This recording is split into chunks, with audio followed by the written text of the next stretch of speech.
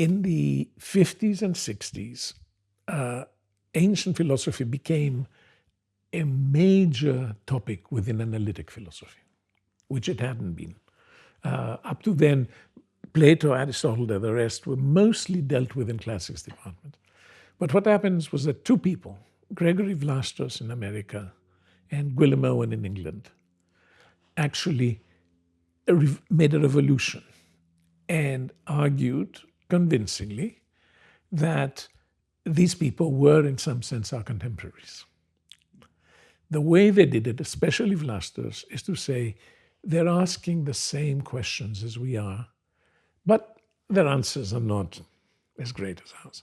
And that was the right thing at the time. That's what got people to get interested. And that's when all of a sudden, in the late 60s and early 70s, every major department wanted to have a classical philosophy. I think, correct as that was at the time, correct because it worked, I think it's the wrong approach. They're not asking our questions and giving bad answers. They're asking ancestors of our questions, to which they're giving brilliant answers. So Vlastos, for example, to get technical for just a minute, Vlastos thinks that when he wrote that when Plato sees the sentence, Socrates is tall, he understands this sentence as saying Socrates is a member, epsilon, of the class of tall things. But he has this silly idea that for the class of tall things, for the word tall to be meaningful, it has to refer to the class of tall things. And then you have the theory of forms and I think it's pretty clear that Plato does not understand what it means to say Socrates is tall. The thing that we find most easy and is for him and for the Greeks in general a huge problem. Here's Plato in the Phaedo. If anything is beautiful other than the beautiful itself, it's beautiful because it participates in that beautiful. In other words, only the form of beauty is beautiful. Now that seems paradoxical. It does. Especially if you talk about largeness or tallness, right? And Vlastos said that Plato had a huge problem with that. I want to say no. Plato looks the sentence, beauty is beautiful, and understands it in a very different way. He understands beauty, however we define it, is what it is to be beautiful, which makes perfect sense.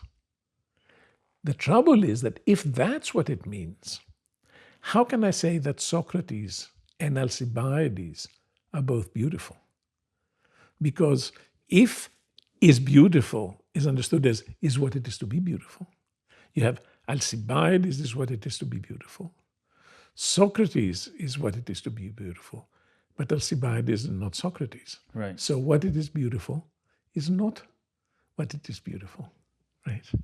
So only one thing can have the right predicate. Right. But they don't know about predicates yet. They have to invent the notion of a property, of a predicate, of the copula, all that. And it takes about, I'd say, 120 years. Oh, only that long. Well, that's not very little. But Parmenides is the one who starts it. And then Plato and Aristotle eventually figure out how two things can be the same without being the same. In other words, they can be the same, they can have the same property, which doesn't mean they're identical.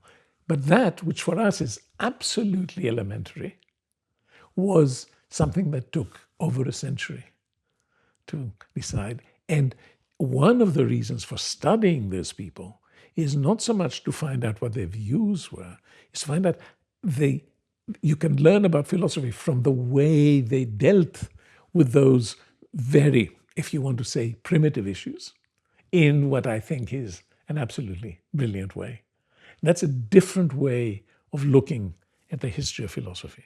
You don't try to find, you try to find what the view is, but it's not the view itself that's important. It's the dialectical method that the philosophers used in order to get there. That's what's inspiring for me.